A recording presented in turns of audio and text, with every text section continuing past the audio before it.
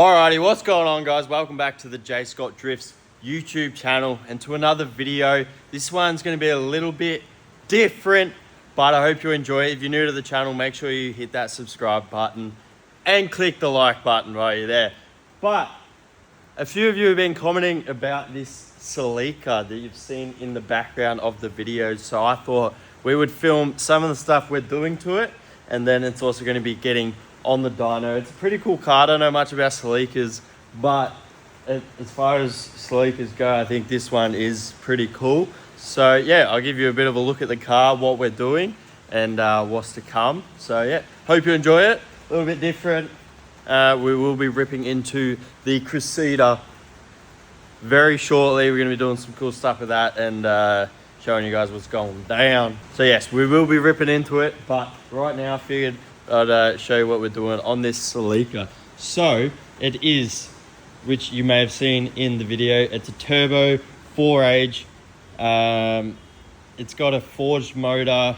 It is in here for a full Haltech and wiring loom, so you can see some of the loom there that I've been making for this thing. It's pretty nice loom. We're doing the pressure and temp sensors and yeah, full engine harness with the Haltech. So yeah, 4AGE forged motor, had a Wolf 3D in it, so it's a very old setup and we're just giving it a bit of a birthday. It's a pretty tidy car. The interior is super clean. Yeah, you can see the Haltech and fuse box. We made a panel to mount it on up in there, so yeah, we're balls deep in that. And it's got a fuel cell set up, battery. It's got aftermarket fuel lines, big fuel system. Yeah, pretty cool car. Needs a wash, but yeah, we're doing the Haltech 1500 with the premium universal loom. So it's got the fuse box on it, very similar to what I'm going to be doing on the Cressida, and I'm going to walk you step by step through how I'm actually going to do it on the Cressida. So that pretty much will show you how to put a Haltech and a brand new loom in any car with any engine, more or less. It's super universal and it's a great bit of gear. So yeah, we're pretty far along with this one, but yeah, with the Cressida, I think I'll do a bit of a step-by-step how-to. But yes, the engine harness is pretty much complete. I've got to do the injector subloom, same as I've done with the coil subloom there. Rewire the Mac valve for the boost control and a few other things. We're going to be welding rocker cover fittings on, doing a bigger catch can setup, so letting the engine breathe a bit. But on the inside of the car, I'm now just tying it into the rest of the car. So got all my wires here, like constant, ground, switch 12 volt, tacho. Going to be doing the thermo fan wiring, the fuel pump wiring, and the Mac valve wiring, and then the wideband as well, using the CAN bus setup there. And then yeah, there's some of the original wiring here that we got to sort out and clean up and basically tie the ECU into the rest of the car, tacho, and get it all working. So I'm going to keep wiring away, and then hopefully soon we'll be able to get the laptop out and have a tickle. This thing's also flex fuel, so we've installed a flex fuel sensor in the return line underneath, which I might show you when the car's in the air. So yeah, it's got flex fuel, so we're going to be doing 98 and E85 tuning down at Checker Tuning next week. So yeah, let's keep doing some wiring and I'll give you an update soon. Alrighty, we are almost ready to try get this thing running on the Haltech. So since I filmed last, we have made our injector subloom. So we've got injectors now. I'm still waiting on a plug to wire up our flex fuel sensor, which we've got installed down there, which is probably really hard to see. I've plugged in our coil pack subloom. So I've got to do a couple of things. Got to get a new Mac valve. Once I've finished wiring everything, plug in the laptop. I'd already set up a base map for this thing, but more or less you just go through every setting and make sure it's all configured. So triggers, all your sensors. Oil pressure sensor isn't in because the one we had was faulty, so we're waiting on a new oil pressure sensor. But we've got everything else calibrated, working as it should. All the injector data's in, the dwell for the coil packs, everything is sweet. We've got no codes. Our TPS is calibrated. Pretty much everything is calibrated. We've got our wideband in there. So our next step is to get RPM. So what I'll do is I'll go into fuel system. We'll disable the injectors because we don't want it to try fire. Because this thing's got an aftermarket trigger kit, it's using an aftermarket hall sensor on the crank, and then it's also using a home signal from the distributor.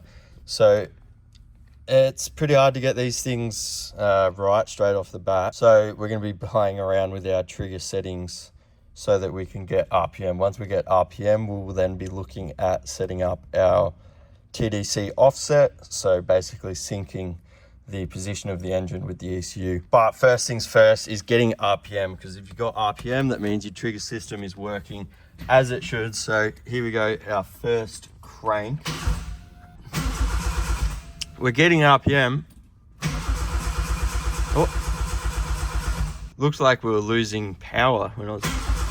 So we are getting RPM, so that's a win. Oh, I knew it was too good to be true. So we had RPM, but we still weren't getting any firing on the coil pack. So we actually had no home. So the ECU needs a trigger and a home. A trigger is a multi-tooth gear that basically tells the ECU how fast the engine's turning. Then the home tells the ECU the position of the engine and when to fire. So this setup, it's got the aftermarket trigger disc down on the crank, and then it's using the factory distributor. So from the factory, this has a home and a trigger in it.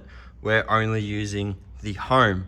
So this has a multi-tooth wheel, and it also has a single tooth home sensor.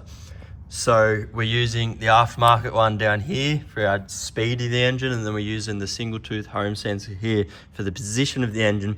It wasn't reading properly because I just wired it similar to how it was before, but before it would have been using the trigger instead of the home. So I've pulled the dizzy apart, worked out which wires for the home sensor, and also realized it's a reluctor instead of a Hall effect. I'll fix this wiring up in a minute, but we just want to see if it works first. So we should have a home signal, we should get spark, we should be able to set our base timing. I just need my jump pack to charge up because so much cranking kills the jump pack and the battery, and it's a pain in the ass. Anyway, we should be on to a winner now. So once jump pack's charged, we'll try again. All right, so she's running all good. Everything's working as it should. I will show you shortly. I've just gotten a bit carried away and pulled the rocker covers off because we're going to be putting some Dash 10 weld-on fittings on them and doing a new catch can setup before it goes to the tune tomorrow. So I'll get all this catch can business. We're going to be doing Raceworks catch can, got some Raceworks fittings. I've got the covers hydro blasted, and we're going to be welding them on, etc. So I'll get all this done, and then I'll fire it up and show you that she's all running mint now that I've got the correct settings and wires going to the dizzy for our home signal.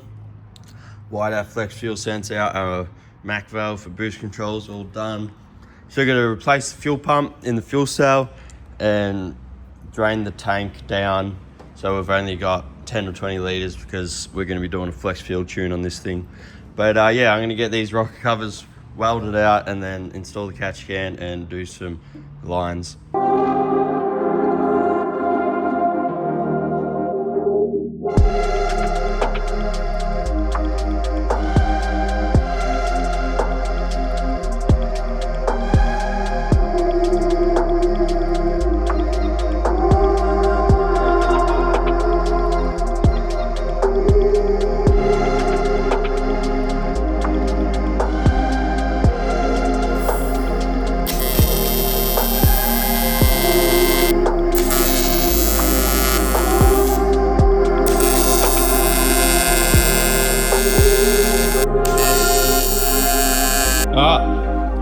fittings all welded on. Whoa, what's going on with the focus, guys? Tried to make it somewhat neat because the owner's thinking about leaving these raw, and then I had to make baffle plates so we don't spill all the oil straight into the catch can, so that should help quite a lot.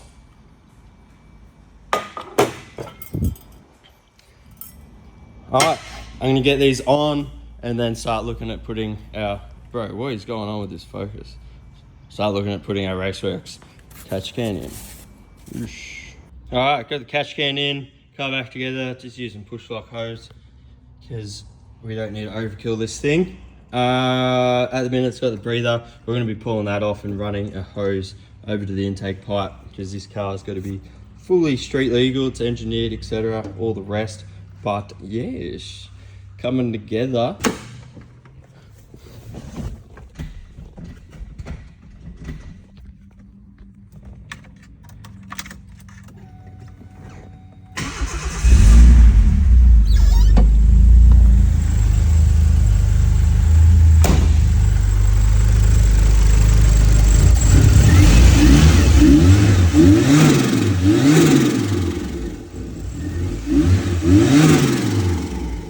Alright, so the Celica 4AGE turbo's headed off to checkered tuning, and Kat's got a couple of videos for us, so thank you Drift Cat. We'll chuck them in right here.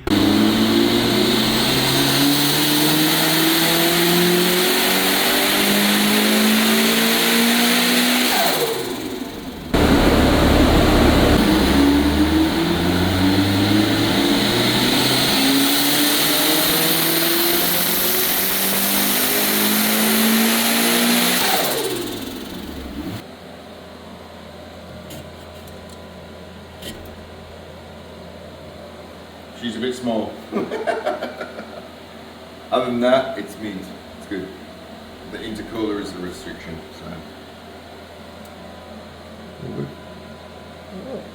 So yeah, full flex fuel tune. The intercooler was way too small to make any more out of it, and the old school turbo and actuator setup is starting to reach its limits as well. But yeah, should be a good little fun car, and I think the owner is actually bringing it past, so we might get a little ride along and see how she goes.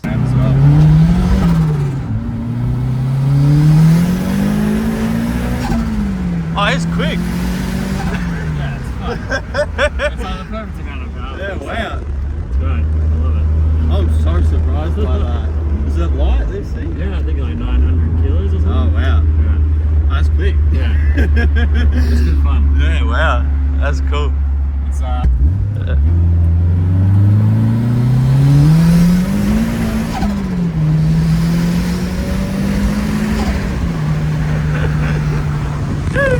That's quick. fun little setup.